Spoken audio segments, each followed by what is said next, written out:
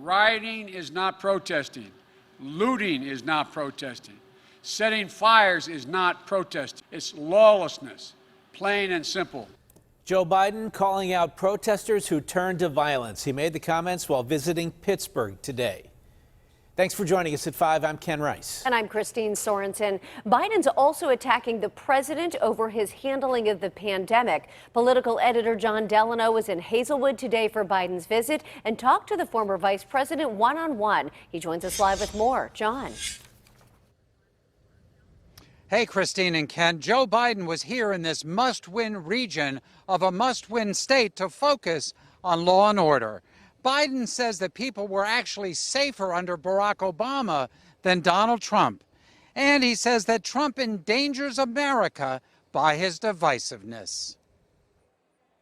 With a small crowd to welcome him, Joe Biden came to Pittsburgh to denounce violence in American cities, not once but repeatedly in a half-hour speech at Mill 19 in Hazelwood.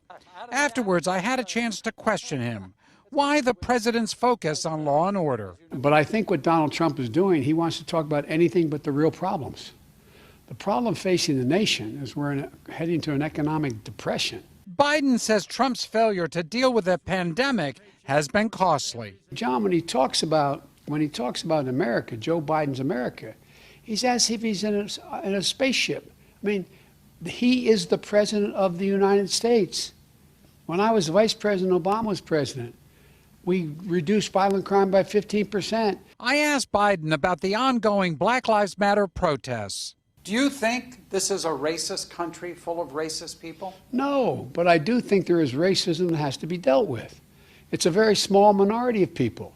As for the repeated charge that Biden wants to defund police? Let's get the facts straight, number one. I not only don't want to defund police, I want to add $300 billion to their $1 million to their budget, local budgets, to deal with community policing, to get police and communities back together again. Every cop, when he puts on that badge, has a right to expect to be able to go home at night and be able to be safe. Now, while Biden leads in most of the polls here in Pennsylvania, so did Hillary Clinton at this point, 9 weeks before the election.